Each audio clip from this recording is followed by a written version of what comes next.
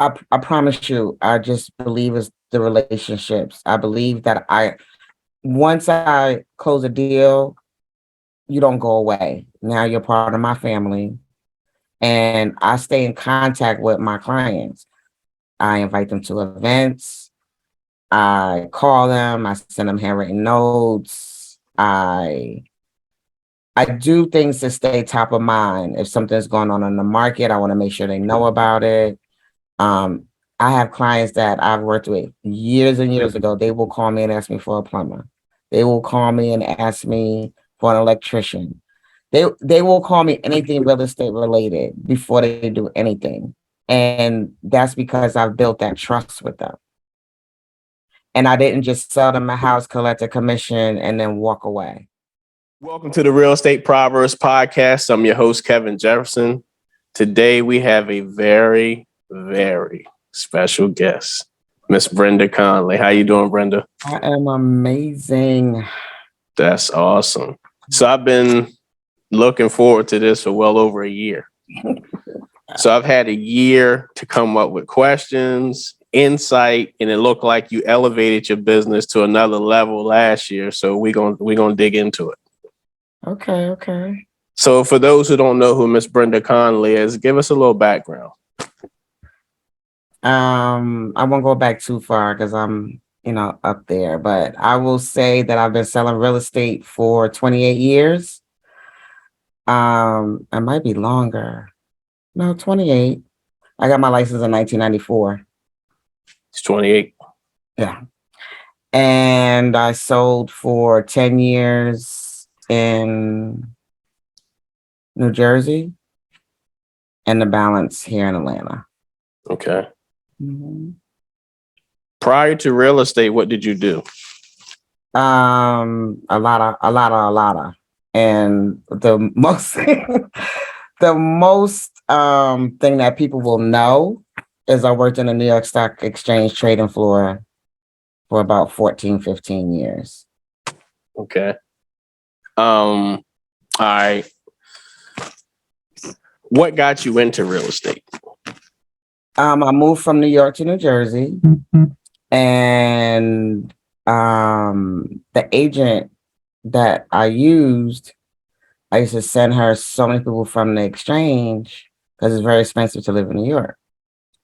And she said, "Wow, you keep sending me all these people." Thank God for her. She was like, "You should go get your real estate license." And that's why I got my real estate license.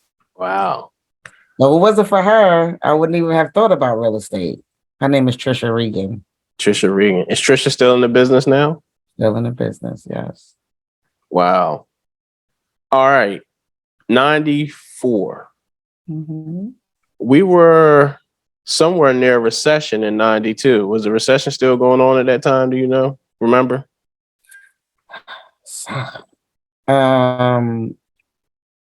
So interest rates were about between 9 and 10%. Okay. Mm-hmm. And what was this market like? Sales price?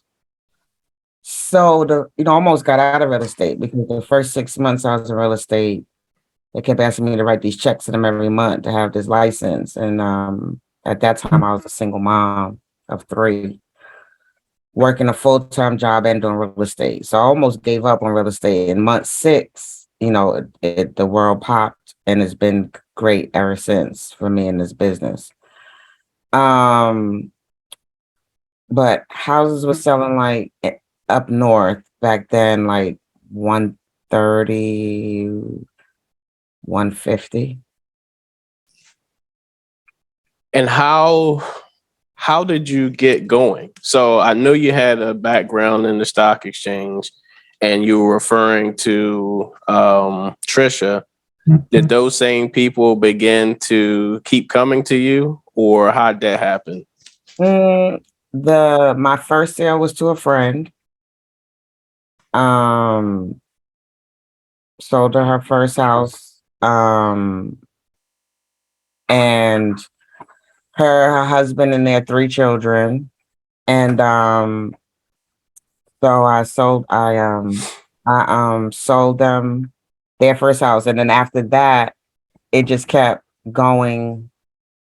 The majority of my business was family, friends. It was a much different market. Let me back up. Sorry, I got interrupted. Let me back up. No problem. No internet, none of that, right? Even to search for houses, we had books, Okay. right? So it's paper. You pretty much knew everyone in the industry. Was very small then. You knew all the agents. You knew who you're going to be working with. Excuse me. You knew who you're going to be working with. You present it directly to the sellers. None of this shoot an email off to the listing agent and hoping someone actually looks at it. You had to make an appointment to go sit in front of the seller and present your offer. So it truly was a relationship business then. And that's what my business is grown on ever since. It's been about relationships. So the majority of the people that I sold to, either I knew them, somebody knew them that knew me. It was very rare that I sold to a stranger. Rare. How does that equate to the business you do now? And it's the same. I am a true relationship based agent. I still, of course, now because of social media and Google and all of these things, I do get business from outside. I get business organically from like Realtor.com, Zillow, and all places because I have my profile up. I'm not paying for that business. It just comes to me organically. But the majority of my business comes from my database, which is past clients, family, friends, vendors, sphere. Somebody has touched me, and that's how I've gotten to work with them. Got you. So I want to touch on something, right, Brenda?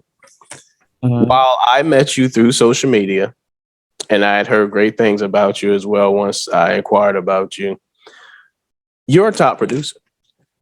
You're top 1% in the nation, but you're not flashy online. So I say that because I want agents to understand that you don't have to be flashy and portray a lifestyle in front of a big house and a Lamborghini to be successful in real estate. Brenda Conley is it. Like, she's top 1%, not just in her area, not because HomeSnap said so. Realtor, the NAR Association, she's 1% out of 1.6 million agents. And that's a lot. You know, I think a lot of times we get caught up on the lifestyle stuff and being top 1% in your office, top 1% on your street. You see what I'm saying? But I don't think agents understand you don't have to be flashy. Flash doesn't equal to success. Am I right or wrong? Absolutely. So I get a lot of smack. I gotta be honest about. I'm really just a regular girl from New York, from Queens, right? If you see me 9 times out of 10, I got J's on, jeans, and a t-shirt. And that's what I have on today. And this is my uniform. You know what I mean? And I mean, so I had to take some new headshots, whatever. And my best friend, her name was Alicia Thomas. She always wants me to, like, dress up. And I'm like, but people know me to be in my J's, jeans, or I mean, I might throw on a skirt with my J's, whatever, a dress with my J's. And that's how I took my last set of photo shoot. I had on a skirt, a t-shirt, and some J's because I want to be true to who I am. I don't want to now I did go get some makeup put on. I don't want to not be authentic, right? So I don't want to go and feel like, I have to have on Louis this or Gucci that, or like you said, be in this mansion to take these photos. I took it in the lobby of a building. I mean, I'm very regular schmegular. I'm just, but I love to connect with people. I love to help people achieve home ownership. Whether it's moving up, moving down, first time. That's my passion. I love what I do. And I don't think that I have to be flashy to do that. I just think if I'm knowledgeable, kind, give top-notch service, they're not worried about what kind of, vehicle I'm in or what kind of shoes I'm wearing or whatever. I don't know. Because I Right. see that all over the internet. I see a lot of agents out there portraying this lifestyle, and they do get business from it. However, I want to know how well the sustainability of that. Right. Which is a good transition.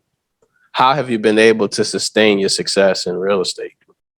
I promise you, I just believe it's the relationships. I believe that once I close a deal, you don't go away. Now you're part of my family, and I stay in contact with my clients. I invite them to events. I call them. I send them handwritten notes. I do things to stay top of mind. If something's going on in the market, I want to make sure they know about it. Um, I have clients that I've worked with years and years ago. They will call me and ask me for a plumber. They will call me and ask me for an electrician. They will call me anything real estate related before they do anything.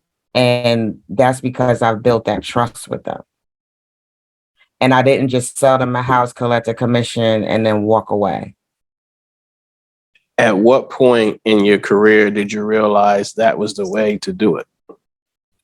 Day one. Because Okay. prior to getting into real estate, I worked on the trading floor, but I also, after that, have always had like a customer service background, whether it be in sale, whatever arena I'm in, I was always in a service type industry.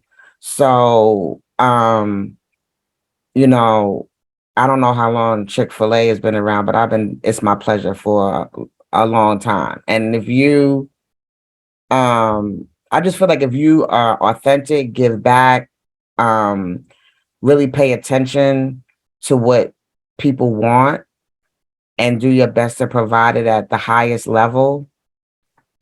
I have talked to people who couldn't buy. Unfortunately, they just couldn't get it together. But because I treated them with respect, they've sent me people, even though they haven't bought anything to this day, because they just can't get it together for some reason. Right. So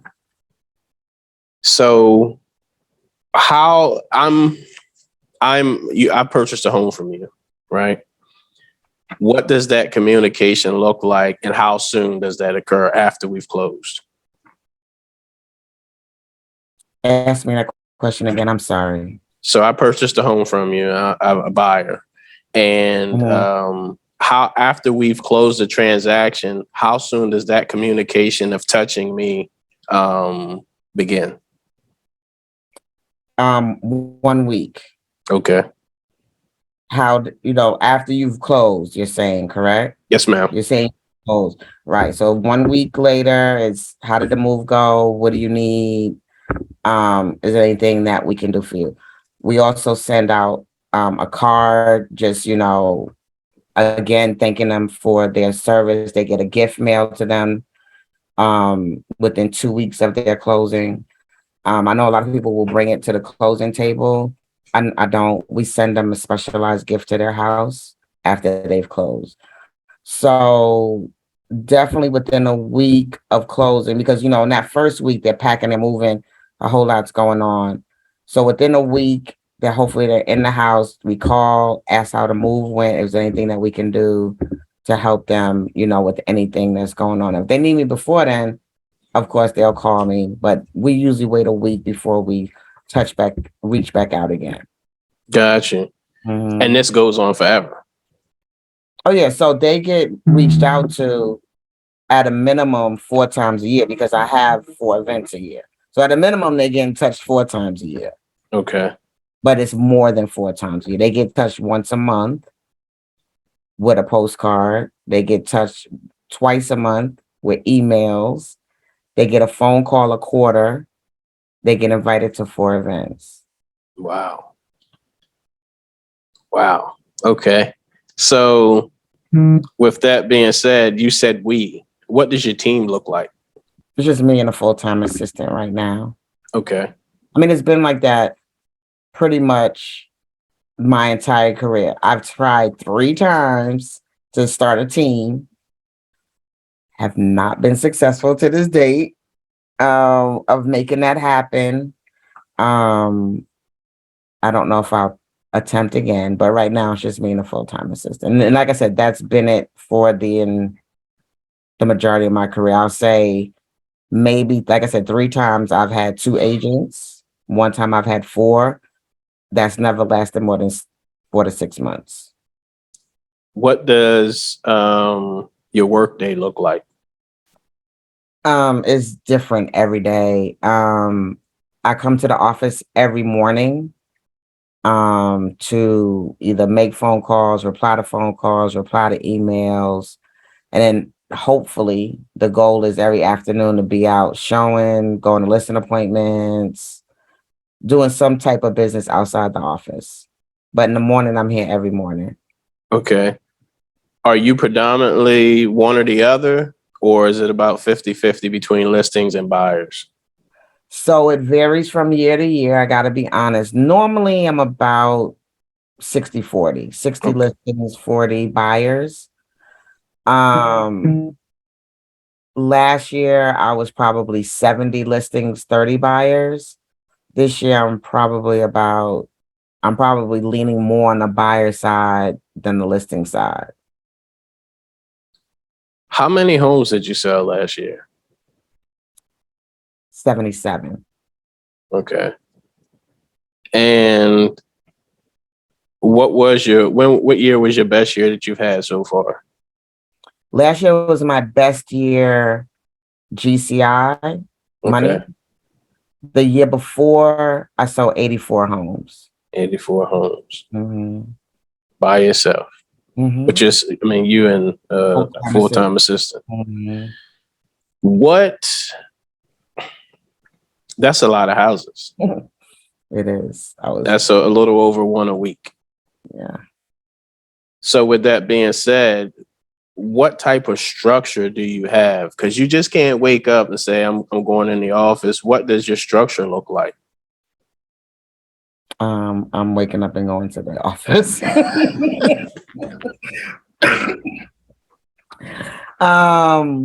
Yeah. I promise you, God gave me this gift. Okay.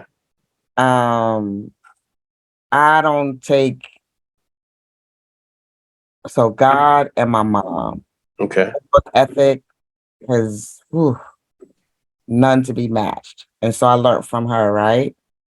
So I have a very, very high work ethic. I will do what most realtors will not do. And then that coupled with God giving me this gift is something people could ask me mostly anything about real estate. They can ask me about an area, a street, a community, and it's here. And I surprise myself sometimes at the knowledge that I have retained about Atlanta, the time that I've been here, about real estate and this craft. And a lot of people don't take this serious, and I do. How long have you been in the Atlanta area? Since 2002. 2002. December. So I 20 started years. selling real estate here in May or June of 2003 because I wasn't going to sell real estate because I was burnt out from home.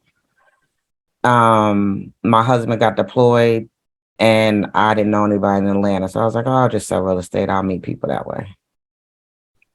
So that's the only reason why I started selling real estate here. If he wouldn't have got deployed, I wouldn't be selling real estate. God lined it up for you. Yeah. Mm-hmm. So if you had some words of wisdom of a realtor who's in the business and things are not going the way they want them to be. Now, whether it's a seasoned agent or a new agent, what would be one piece of advice you would give them? You have to be consistent in whatever it is that you want to do, because everybody has a niche, but basically start off with the people who know, love, and trust you. You have to build those relationships. A lot of people transition from other jobs to real estate, or they try to do it part-time. And I did it part-time for 10 years. I didn't go full-time real estate until I came to Atlanta. Mm. Um, so I understand the part-time realm of, you one foot in, one foot out. But I treated real estate really like a full-time gig and not a part-time gig, even though I had a full-time job. I would go out and show houses on my lunch. But anyway, sorry, that's not the question you asked me. No, that's fine. It's great information. It's truly consistency. It's being the expert in whatever part of this business that you want to be in, especially just being knowledgeable. Like right now, being knowledgeable in what's going on with the recession, with interest rates, with how much longer houses are staying on the market. So we are moving from you could be breathing and sell a house business to having some skills. And if you're not skilled in this craft, you will be gone. Most of them will be saying, "Oh, this ain't working for me," and go back to doing something else or going to find a job, right? So you have to make yourself knowledgeable so that you can speak to what's going on in today's market. And that's really, really, and just have conversations, constantly having conversations with people. And then what you would focus on will expand. So the more you're talking about real estate, the more you're talking about it with people you know. I talk to everybody. I'm in the grocery store line. I mean, I talk to everybody anywhere. My daughter says I get on her nerves about it. Um, I just talk to people constantly all the time anyway about real estate, anything, and it'll fall into that. When do you think you hit your stride?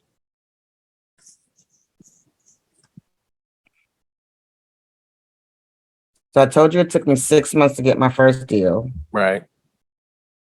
And honestly, really it just kept accumulating and growing and growing. So even as part-time, I was number 4 in my office in New Jersey. I was at the top, whatever they call, Millionaire Club, whatever, even part-time, what considered part-time, but I treated it like it wasn't part-time. Does that make sense? Yes, it does. So, again, I just attribute it back to service, knowledge, consistency, relationships. I used to sit on site for a little bit here in Atlanta, because at home there's no such thing. So I sold new construction here in Atlanta for about 5 years. And the agents, I was always at the top of my game, even selling new construction. The agents would be mad at me, like, why are you doing that? Why are you doing this extra step? Why? Those people, when the market crashed, someone had to do short sales, they needed help, they called me because they felt like I wasn't just next, because it was next then. You just had to have, put a mirror into somebody, you could get a loan as long as they was breathing, right? You could state how much money you made and you got a house. A lot of those people lost their houses. Right. You just help people through those situations. And because I didn't treat them like a number when they came through the community, they came back to me for help. In terms of your growth as an agent, do you get coaching? Oh, everybody needs a coach. I have a coach. I coach. My coach has a coach. Okay. Yeah. Everyone needs a coach. I don't care where you're at in your business. Again, did I show you my t-shirt? You didn't show them. No one succeeds alone. No one. Everybody needs somebody. Everybody needs somebody. How important is it to receive coaching? And I asked that once you get to a level, you would think that you wouldn't need coaching. How important is that to you? No, so you may need a different coach. Okay. But you're going to need a coach. So you might outgrow the coach you have based on where your business has went. And that coach, if they are truly a coach and a good coach, they're going to say, you know, our time has come to the end and it's time for you to get someone to take you to the next level. So you constantly need coaching, and it's not always the same coach. You need coaching in your business life, your personal life. You need coaching for various things in your life. And people who don't think they need coaching are the ones that probably really need a coach. In terms of like managing all of those clients, what does Brenda Conley do, and what does your full-time admin do? So I handle, I mean, I'll talk to my clients throughout. Okay. However, when we're in, if I'm on the listing appointments, so I get the listing, if I'm talking. So when it's time for like the paperwork, contract, I mean, I'll write the contract process and everything from listing agreement to contract to the other side, my admin does. She does all the marketing for like postcard mail outs, newsletters, things like that. So anything I'm not handling, people asking me, well, how did you do it? I don't know. My assistant handles that. My job is to generate business, to get people in a home, to sell their home and get them into another home. So I'm only doing real estate activities as far as generating income. The paperwork is important, but I don't have time to do that, or I will be bogged down and wouldn't be able to sell 77 homes. Which I didn't ask this. With the 77 homes, what was the sales volume? 24 million. 24 million. And then 2021, do you remember what that number was? I think it was 20. No, as a matter of fact, it was 19.7 something. I was so mad. I just missed 20 million. Yes. So stick a knife in my heart. Yeah. So it was like 19.7 million. Got you. Mhm. And this year, are you on pace to beat last year? Tie? So the beginning of this year, anybody that's listening as KW, we have something called the Millionaire Real Estate Agent. And my goal was to be that this year, which was to do $1 million GCI, gross commission income. So I started a team and I had 4 people on my team. So I was focused on getting them into production and getting them, working with buyers and all of that. So I lost 4 months of this year. I wasn't focused on my business. I was focused on getting them up and running. And then at month 4, I realized that this wasn't working. So then I'm back to just me. So I don't know if I can make up 4 months in 8 months.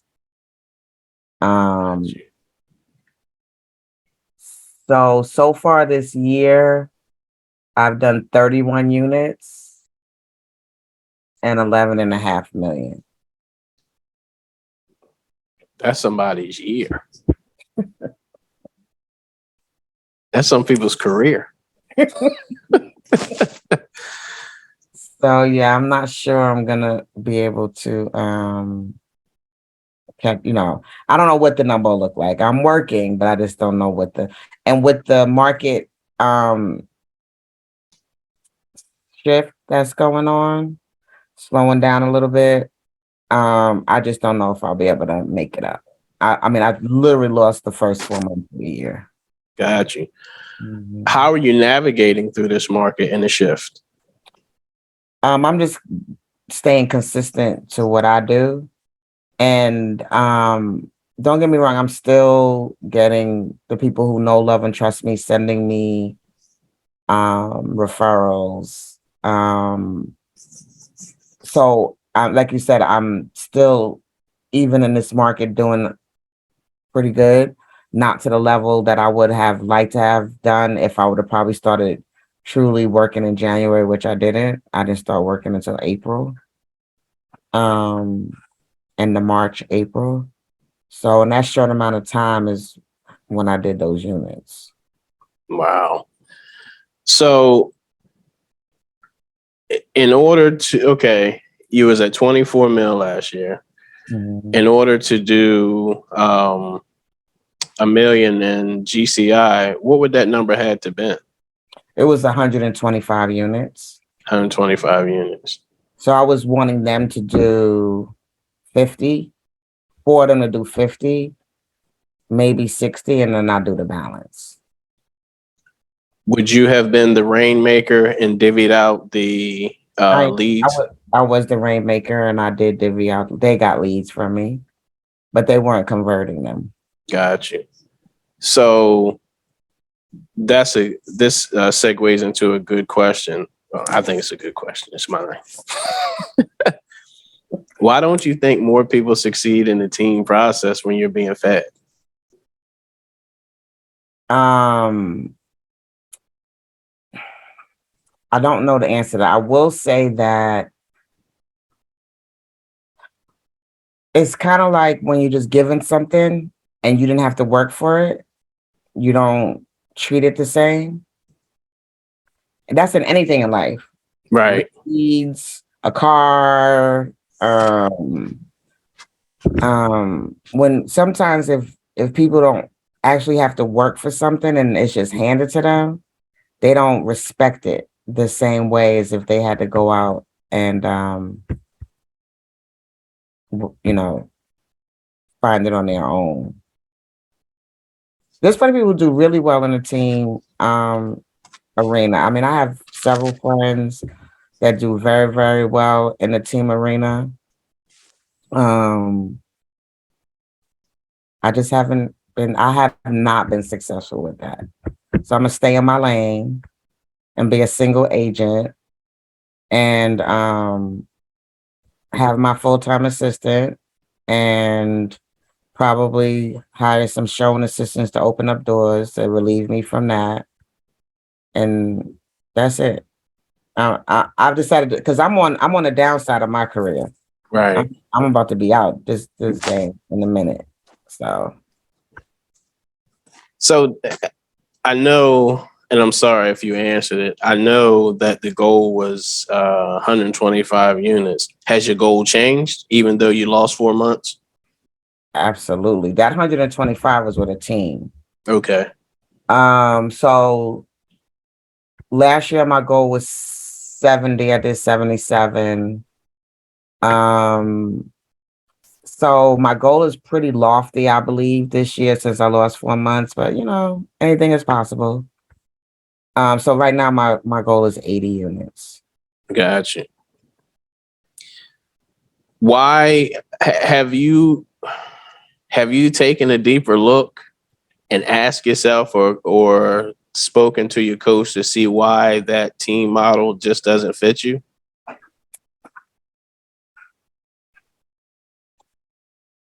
So we've talked about it, and when I told her that I wanted to do a team again this year, she's like, "Why you don't want a team?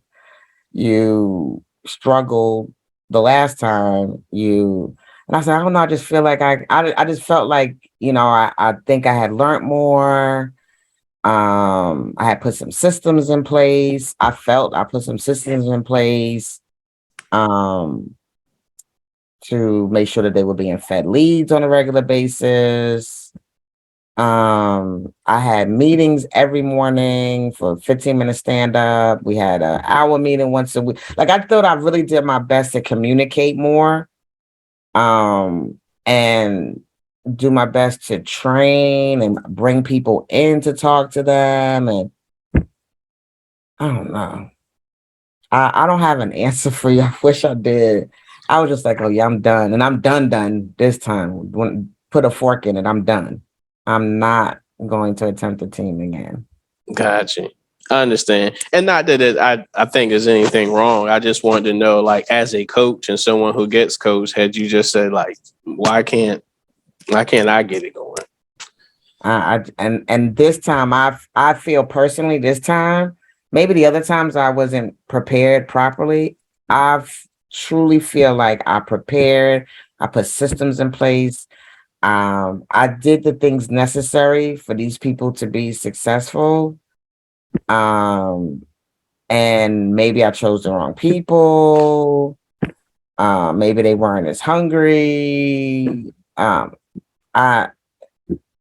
won't take this time. I'm not taking the blame. Right. It's not me this time. Maybe this time, no. Mm-mm. Got you. Wow. Like I've got a ton of questions about the team concept, but I also have my own opinions. But I'm not interviewing me. No, what are your opinions? I've probably said it on my show a lot of times. I think people, and from the lending standpoint and speaking to agents who are looking to succeed and kind of figuring out what they need, I think people we're in a society where everybody wants to be the boss or a boss, right?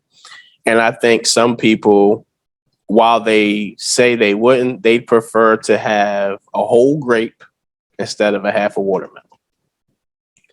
I get all of my commission and I'm a boss, but you do 1 or 2 transactions every couple of months versus I do 5 transactions a month and I get a piece of that. And at the end of the year, I make more money. Like everybody's not LeBron. Everybody's not Mike. There you go. But right now, everybody wants to be Mike, right? Nobody wants to be Pippen. Nobody wants to be Rodman.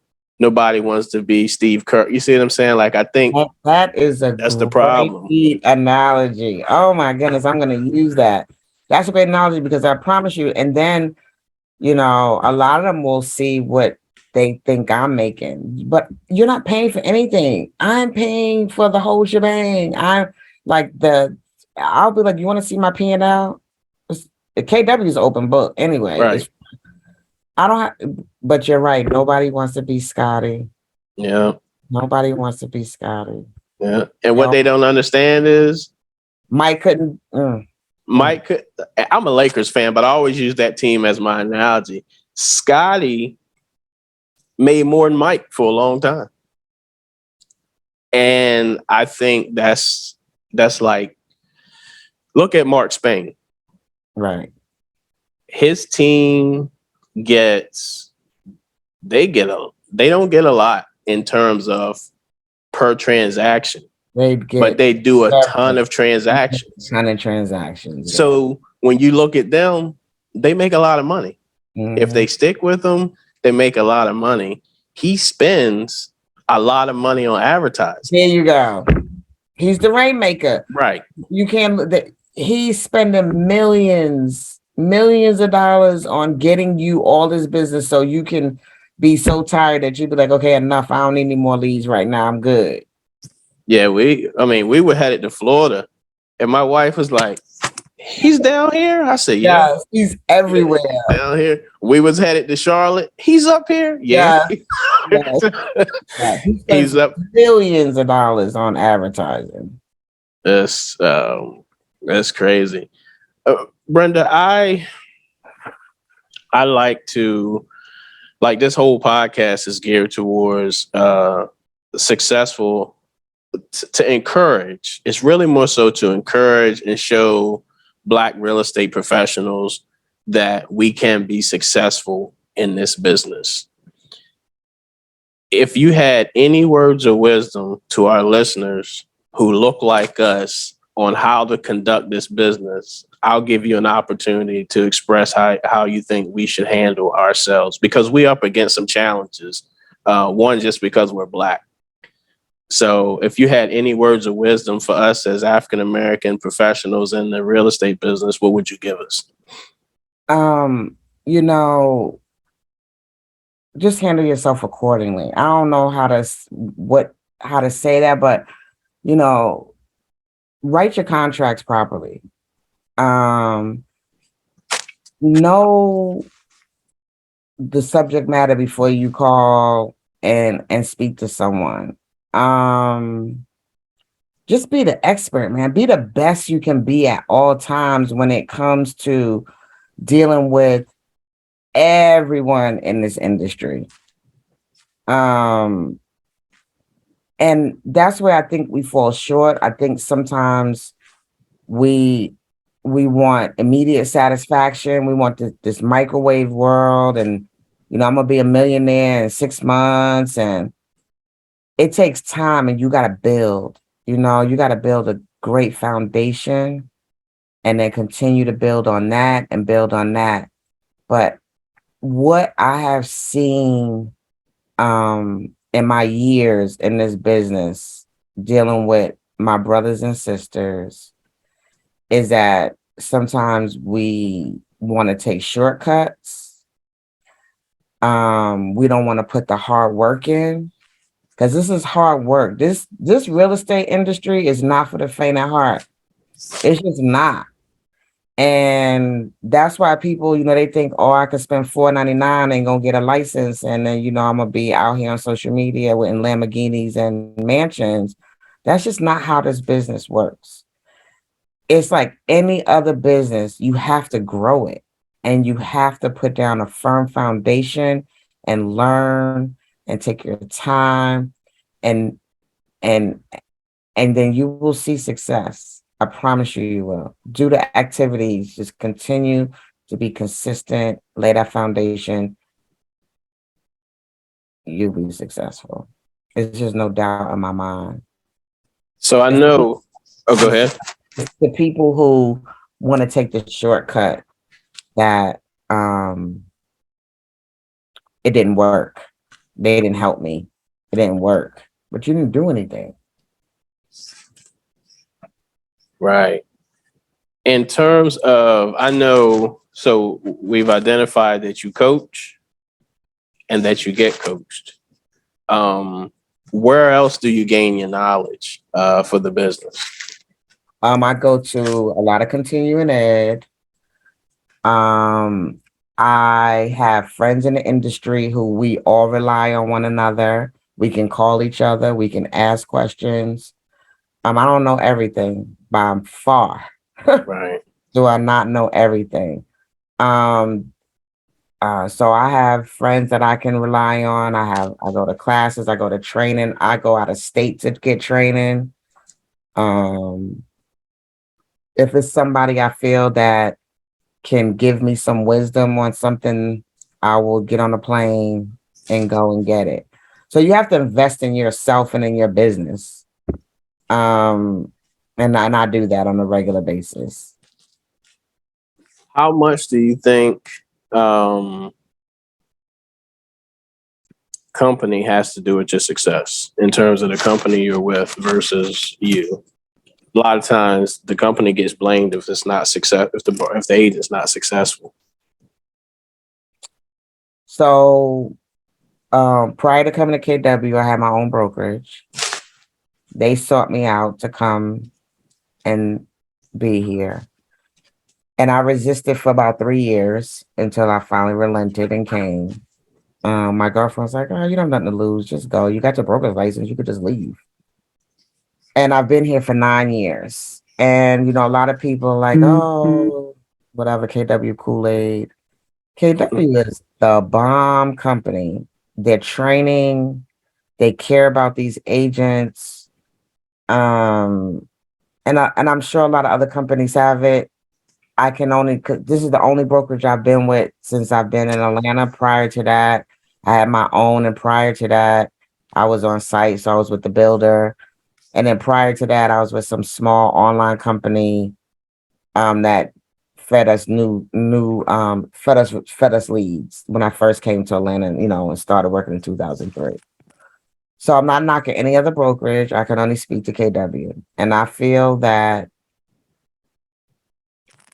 I didn't know what I didn't know until I came here. So sometimes I'll say to people, I started my real estate career in 2013 when I came to KW because of the resources and the training that I received. Even though I was still a learning-based agent prior to coming here, the culture here is amazing as far as sharing, wanting everybody to succeed and grow. And like I said, I can't speak to, I've been recruited by the Compasses, the EXPs, the Remaxes, the other world since I've been here. But this is my home until I hang up my hat, which is, like I told you, I'm on the downside. So it's not going to be too long from now. Gotcha. What does your exit strategy look like? So I want to say 3, but I have 5 in my mind. 5 years or less, I'm out. I will probably coach, teach.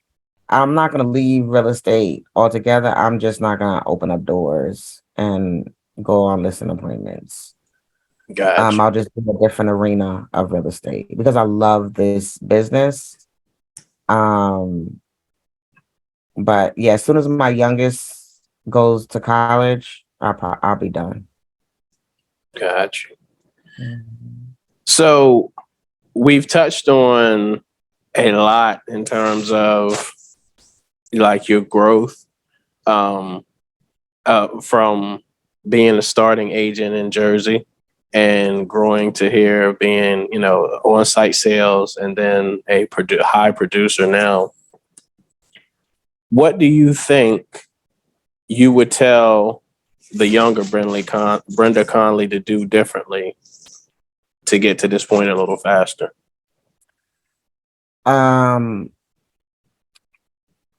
Even though I was relationship based, always I feel like I didn't do it consistently in a systematic way. I feel like I could have grown my business quicker if I was doing the things that I've been doing over the past, I won't even say the entire 9 that I've been here. Probably 5. If I would have done those things sooner, been more on purpose. I was just all over the place, kind of, right? But I would have been more on purpose about who I was talking to, how I was talking to them. Let me give you an example, and that's Okay. in Georgia. When the crash happened, I met these 2 guys. They were flipping $69,000 to $99,000 houses, right? They were both they became friends. I don't know how. And they took their 401k money and decided we're going to retire from our corporate jobs and we're going to flip houses. I met them. I used to probably, and this was great back. I'm telling you, this is during when, we had 1 million houses on the market, right? So we would flip houses. And in one of the communities that we flipped is called Water's Edge in Stone Mountain. We did a lot of flips in there.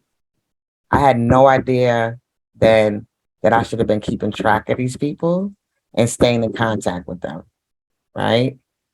So back then, it wasn't that it was a commission and I left. I just wasn't systematically emailing them, sending them postcards, calling them.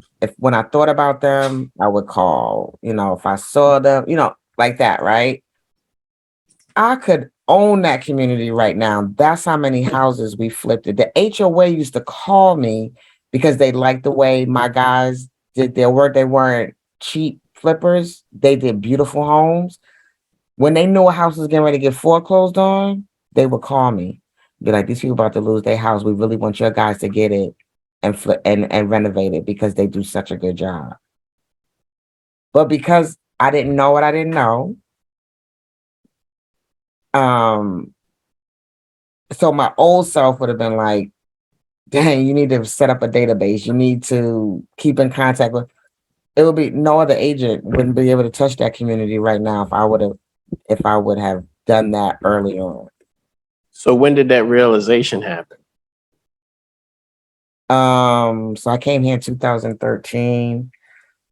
Yeah, 2013. So Okay. that was like 2010, Okay. 2010, 2011, probably 2012. I mean, so those guys went from, I'm the one who showed them, no, let's go over here and flip. They were flipping in Latonia or Marbit. And I was like, no, let's come over here and flip. We can make more money. Right. So so those guys went from that to now they develop land, they build subdivisions. These guys started doing $69,000 and $99,000 flips in Latonia. Have you tried to get back with them? Oh no, we're still. Oh no, we're Oh, still you good. still partners? Well, not, Yeah. partner. Okay. We're still Gotcha. good. Yeah. Gotcha. But I lost that community. That's just an example of not knowing and not, having the knowledge. And that's why I said, get as much knowledge as you can and be the expert at this craft. I Gotcha. was good at what I was doing, but I didn't have the systems in place. I didn't. Gotcha. Mhm. Gotcha. So being systematic along with your process. I guess I didn't ask, but assuming, I guess in the last 2 years, last 2.5 years, you've probably sold close to 200 houses, right? Oh, more than that. More than that. So that means some of this has to be automated because it's a lot to keep up with, even with a full-time assistant.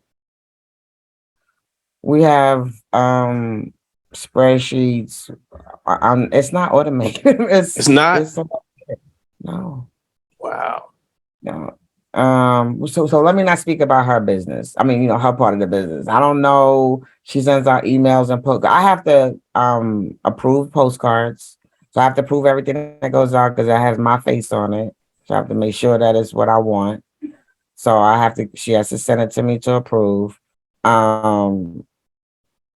I've gotten way more comfortable. She posts to my social media. And if it's something I don't like, I'll just take it down. But I haven't had to do that.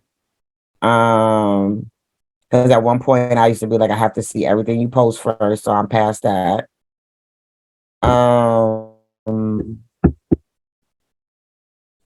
Yeah. So maybe her stuff is automated. I'm not. Gotcha. I'm And not. Brenda, this has been pretty enlightening. Like I said, I've been a fan and just kind of watched. I applaud you for your success. And I definitely don't take it lightly that you took some time to interview and allow for me to ask you questions. So I want to say thank you, first of all. I appreciate your consistency and persistence to get me to do it because it has been here. So I applaud you for not giving up. Yeah. I think I'm too busy. Please charge it to my head and not my heart. I got you. I've lost business because I forget. I miss phone calls. I miss emails. I forget to call people back. I am human. Yep, we So all please are. charge it to my head and not my heart. It wasn't like, I didn't respect who you were and what you were doing.